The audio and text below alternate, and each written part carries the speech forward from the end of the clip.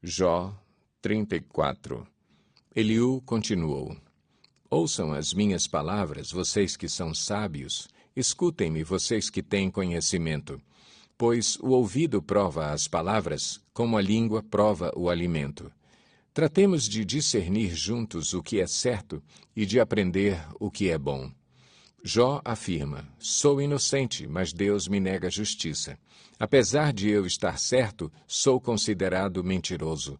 Apesar de estar sem culpa, sua flecha me causa ferida incurável.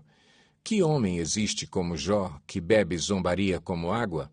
Ele é companheiro dos que fazem o mal e anda com os ímpios, pois diz: Não dá lucro agradar a Deus. Por isso, escutem-me, vocês que têm conhecimento. Longe de Deus esteja o fazer o mal e do Todo-Poderoso o praticar a iniquidade. Ele retribui ao homem conforme o que este fez e lhe dá o que a sua conduta merece.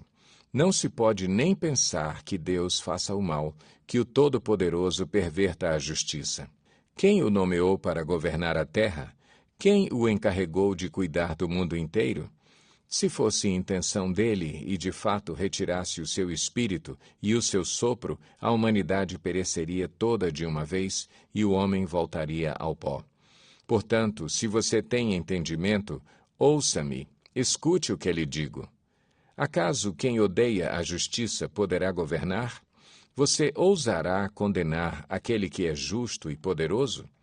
Não é ele que diz aos reis: vocês nada valem, e aos nobres: vocês são ímpios? Não é verdade que ele não mostra parcialidade a favor dos príncipes e não favorece o rico em detrimento do pobre, uma vez que todos são obra de suas mãos? Morrem no momento, em plena noite, cambaleiam e passam.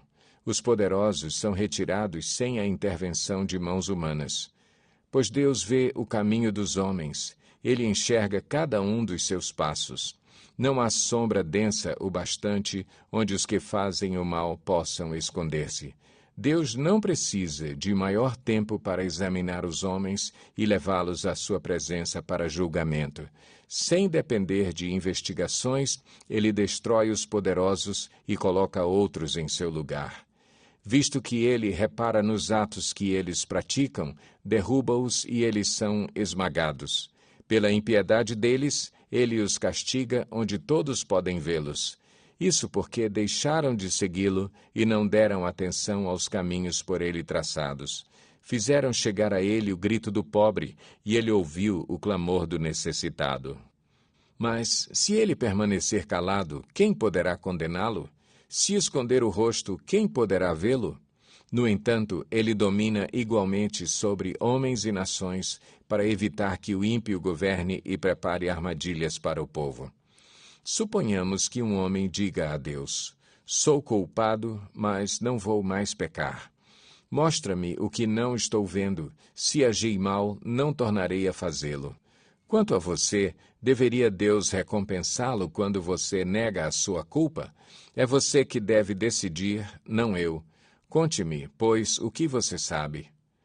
Os homens de bom senso, os sábios que me ouvem, me declaram: Jó não sabe o que diz, não há discernimento em suas palavras. Ah, se Jó sofresse a mais dura prova por sua resposta de ímpio! Ao seu pecado ele acrescenta a revolta, com desprezo bate palmas entre nós e multiplica suas palavras contra Deus. Jó 35. Eliú prosseguiu: Você acha que isso é justo? Pois você diz: serei absolvido por Deus. Contudo, você lhe pergunta: que vantagem tenho eu, e o que ganho se não pecar? Desejo responder-lhe a você e aos seus amigos que estão com você. Olhe para os céus e veja. Mirem as nuvens tão elevadas.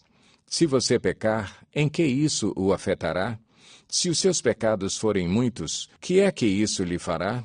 Se você for justo, o que lhe dará? Ou o que ele receberá de sua mão?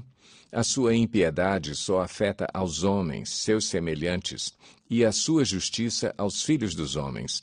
Os homens se lamentam sob fardos de opressão e imploram que os libertem do braço dos poderosos.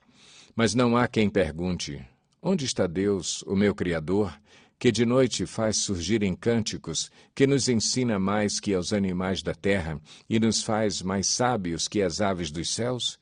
Quando clamam, ele não responde, por causa da arrogância dos ímpios. Aliás, Deus não escuta a vã súplica que fazem, o Todo-Poderoso não lhes dá atenção.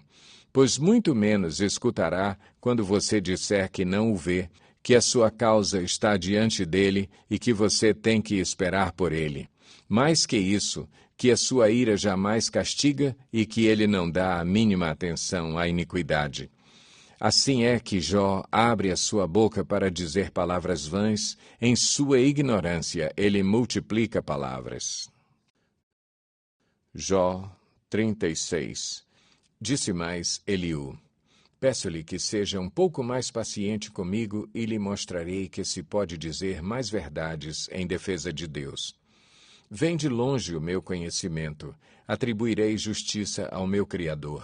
Não tenha dúvida, as minhas palavras não são falsas. Quem está com você é a perfeição no conhecimento. Deus é poderoso, mas não despreza os homens. É poderoso e firme em seu propósito. Não poupa a vida dos ímpios, mas garante os direitos dos aflitos. Não tira os seus olhos do justo, ele o coloca nos tronos com os reis e o exalta para sempre. Mas, se os homens forem acorrentados, presos firmemente com as cordas da aflição, ele lhes dirá o que fizeram, que pecaram com arrogância. Ele os fará ouvir a correção e lhes ordenará que se arrependam do mal que praticaram. Se lhe obedecerem e o servirem, serão prósperos até o fim dos seus dias e terão contentamento nos anos que lhes restam. Mas, se não obedecerem, perecerão à espada e morrerão na ignorância. Os que têm coração ímpio guardam ressentimento. Mesmo quando ele os agrilhoa, eles não clamam por socorro. Morrem em plena juventude entre os prostitutos dos santuários. Mas aos que sofrem, ele os livra em meio ao sofrimento. Em sua aflição, ele lhes fala. Ele está atraindo você para longe das mandíbulas da aflição, para um lugar amplo e livre, para o conforto da mesa farta e seleta que você terá.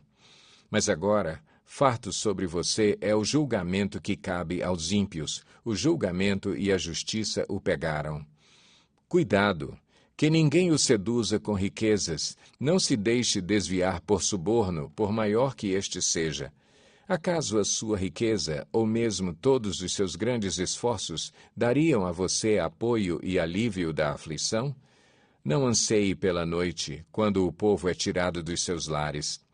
Cuidado, não se volte para a iniquidade, que você parece preferir à aflição.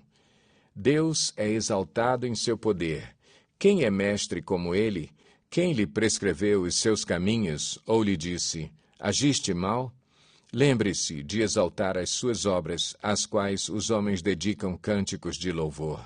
Toda a humanidade as vê, de lugares distantes os homens as contemplam. Como Deus é grande, ultrapassa o nosso entendimento. Não há como calcular os anos da sua existência. Ele atrai as gotas de água que se dissolvem e descem como chuva para os regatos. As nuvens as despejam em aguaceiros sobre a humanidade. Quem pode entender como ele estende as suas nuvens, como ele troveja desde o seu pavilhão? Observe como ele espalha os seus relâmpagos ao redor, iluminando até as profundezas do mar. É assim que ele governa as nações e lhes fornece grande fartura. Ele enche as mãos de relâmpagos e lhes determina o alvo que deverão atingir. Seu trovão anuncia a tempestade que está a caminho, até o gado a presente.